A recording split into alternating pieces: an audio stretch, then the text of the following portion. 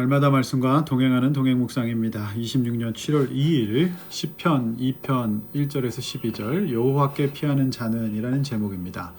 성도 여러분, 어제 은혜로운 시편 1편 묵상에 이어서 시편 2편은 대적들의 방해와 공격을 다루고 있습니다.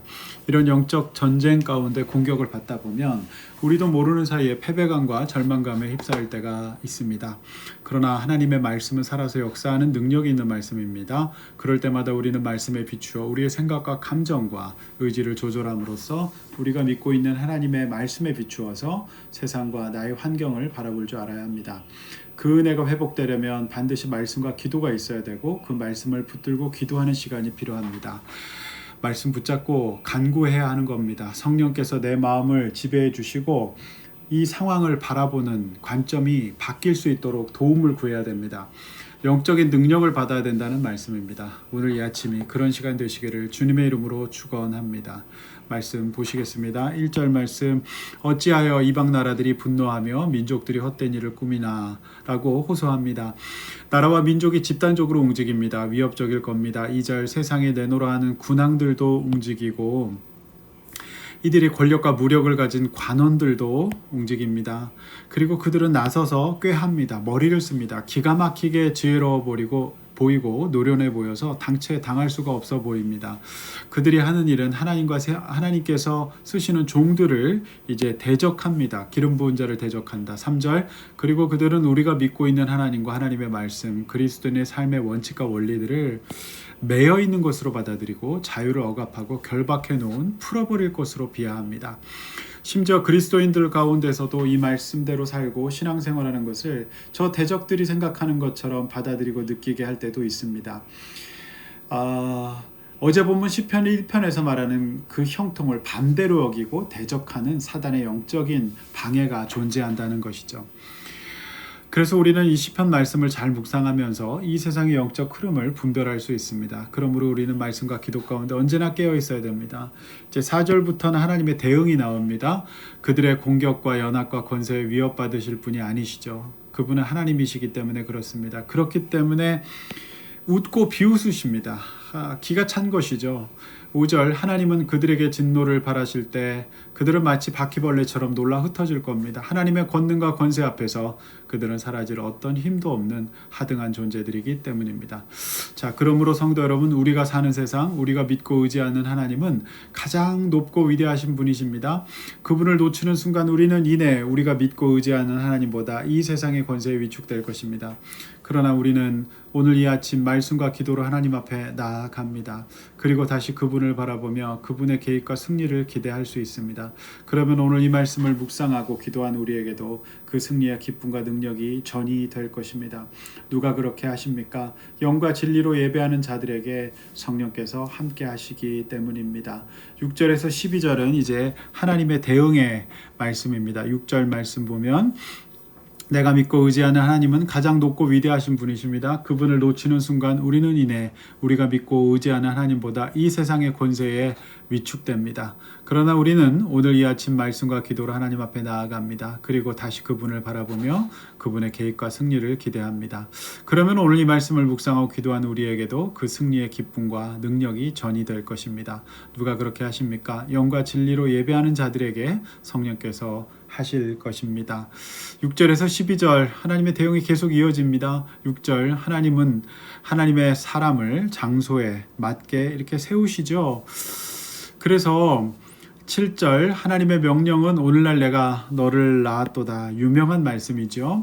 이 말씀의 뜻은 무엇입니까? 이 말씀은 생물학적으로 하나님이 아들을 낳았다는 뜻이 아니라 하나님의 언약을 감당할 언약적인 자손들을 계속해서 계승할 자손들을 낳으시고 세우신다는 뜻입니다. 이들을 통하여 세상의 군왕들이 세력을 끼치는 것처럼 하나님께서 낳으시고 기름 부으신 영적인 자손들이 왕같은 제사장이 되어서 저들을 대적하고 세상 사람들을 주님께로 인도하고 보호한다는 의미입니다. 8절, 이런 하나님의 사역을 통하여서 계속해서 이방 나라가 유업, 즉 주님께 돌아오고 그 땅의 영혼이 하나님의 소유가 되는 것이죠. 9절, 모든 대적의 방해가 깨뜨려지고 질그릇같이 부서질 것은 사람의 능력과 지혜가 아니라 우리 주 하나님의 능력과 지혜가 그들과 함께하기 때문입니다. 성도 여러분, 위에서 말씀드린 너는 내 아들이라 오늘날 내가 너를 낳았도다라는 말씀은 찬양의 가사로도 유명한 말씀이죠. 하나님의 이런 역사의 최종에서 일어난 일이 바로 그의 아들 예수 그리스도를 이 땅의 왕으로, 기름 부으신 왕으로 보내신 복음의 사건입니다. 하나님은 언제나 완전히 승리하실 겁니다. 사단의 권세는 깨지고 부서질 것을 믿고 믿음으로 선포하며 기도하는 오늘 이 아침이 되시기를 바랍니다. 자, 10절 말씀. 그러므로 우리가 어떤 리더십의 위치에 있든지 어떤 판단자의 입장에 있든지 우리는 언제나 하나님의 말씀과 영적인 교훈에서 지혜를 받아야 합니다. 주님께 배워야 합니다. 그것이 바로 어제 시편 1편 본문에서 말하는 복 있는 사람, 주야로 여호와의 말씀을 묵상하는 사람이죠.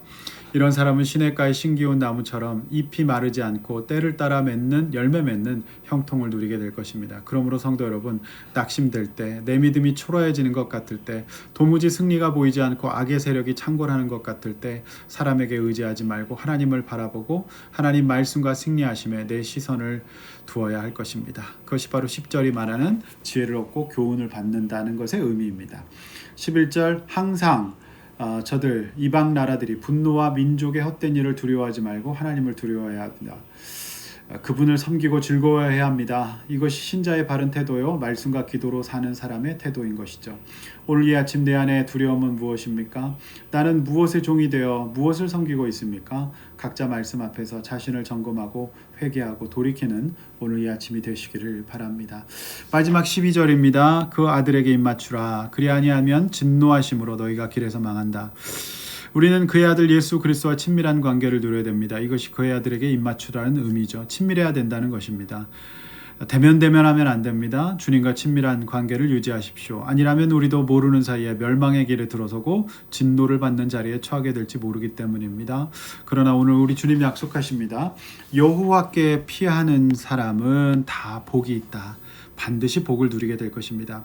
우리 여호와께 피하십시다. 그것이 복이고 은혜입니다. 오늘 이 아침 말씀 붙잡고 기도하며 여호와께 영적인 전쟁에서 바쁜 일상 가운데 주님과의 교제를 회복하고 주님과 입맞추며 친밀한 관계를 누리는 예수 신랑 예수 신부 되시는 성도님들에게 하나님이 주시는 한량없는 복이 함께 할 것을 믿고 주님의 이름으로 축원합니다. 기도하시겠습니다. 하나님 아버지 감사합니다. 여호와께 피하기를 원합니다. 세상의 군왕들과 지혜자들은 머리를 쓰고 우리가 믿고 있는 하나님을 대적하고 우리가 말씀대로 사는 것들을 매여 있다고 생각할 겁니다. 하나님 그렇게 살지 않게 하여 주시옵소서. 요 앞에 깨어서 요 앞에 늘 친밀한 관계 누리고 주님 앞에 승리하는 우리 왕같은 제사장 주님의 백성 되게 하여 주시옵소서. 낙심이 떠나가게 하여 주시고 절망이 떠나가게 하여 주시고 우리 주님의 능력과 승리가 언제나 우리 가운데 함께함을 믿는 우리 성도들 되게 하여 주시옵소서. 예수님의 이름으로 기도하옵나이다. 아멘.